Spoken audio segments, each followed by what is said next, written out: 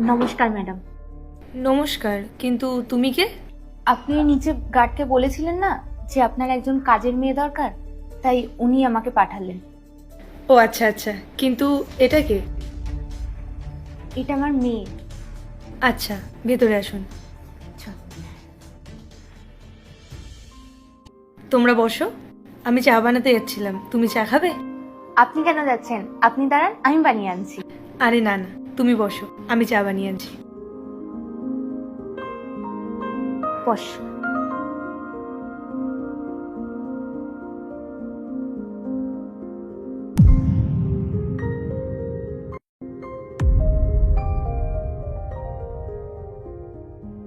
আরে, তোমরা নিচে কেন বসেছো? ওপরে উঠে বসো। ম্যাডাম, আমরা সোফাতে বসবো?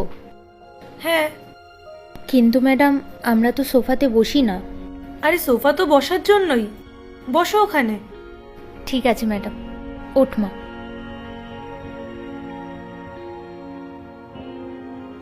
আয়, বস।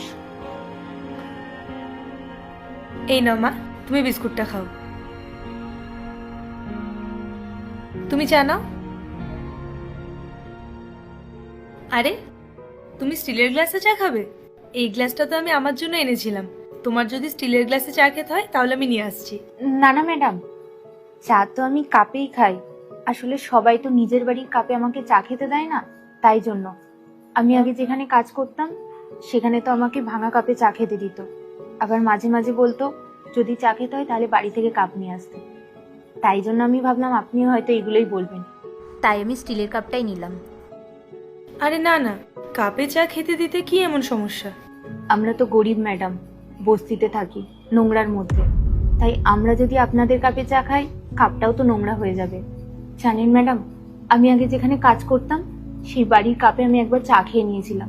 ওই দিদি আমাকে খুব কথা শুনিয়েছিল, আর ওই কাপটাও ডাস্টবিনে ফেলে দিয়েছিল। সেটা দেখে আমার খুব খারাপও লেগেছিল, কিন্তু আমি কি বা করবো বলুন? আমি গরিব মানুষ, ওদের বাড়ি কাজ করতাম, সেখানে তো আমার কিছু বলার ছিল না।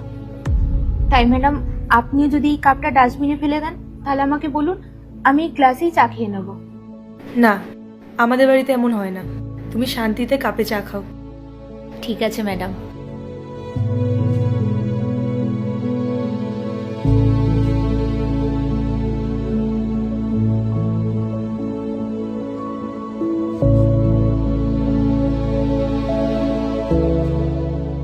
নাও, চা খাও। পার্ট 2 দেখতে সাবস্ক্রাইব করুন W Short 07।